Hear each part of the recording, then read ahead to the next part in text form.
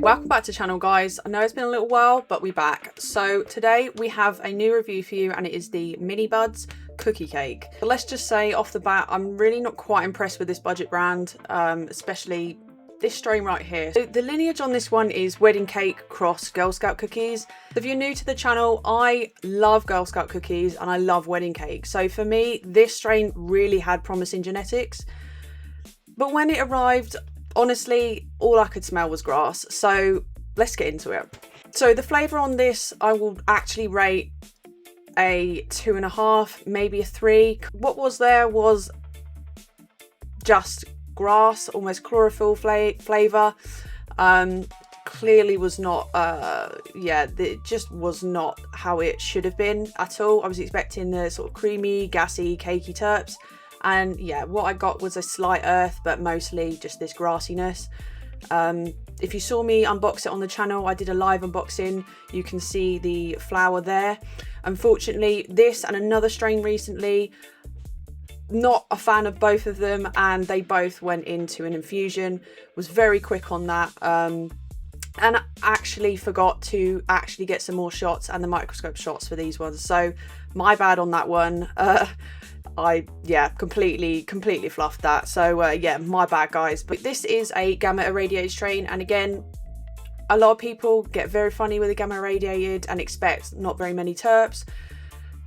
Whilst sometimes, you know, I'm in agreement with that, again, I've had multiple strains that have been quite terpy and gamma irradiated, so I do like to try these. Again, this one, not very terpy, very muted, and what was there, like I said, was quite grassy.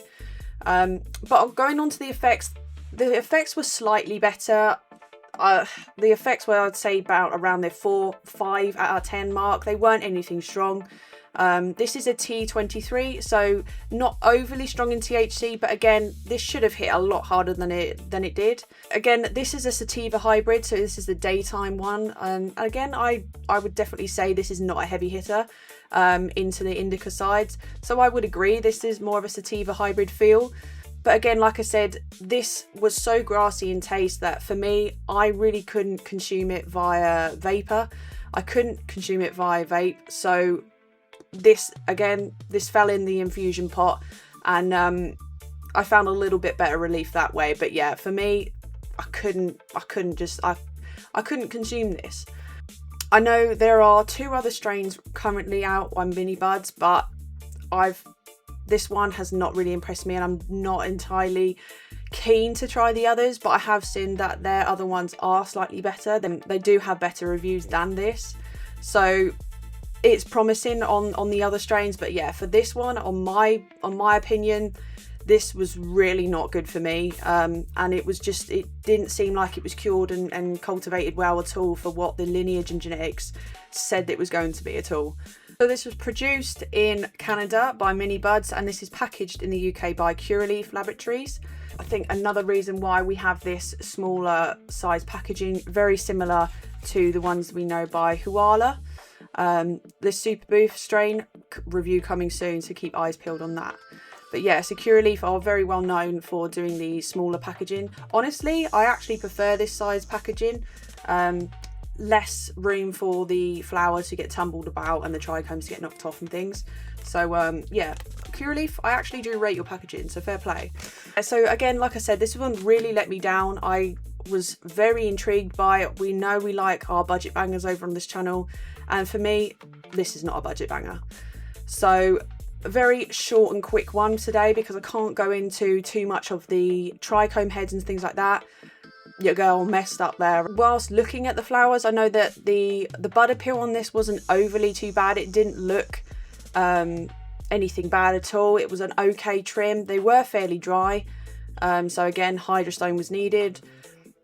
It was nothing, again, this was nothing to really shout about looks wise. It was just very standard. But again, this is a £5.25 a gram, so it's nothing that's overly expensive and, you know, expecting a real good major bag appeal on. But yeah, this one just didn't deliver on really anything for me. So again, the question is, would I get it again? Definitely not.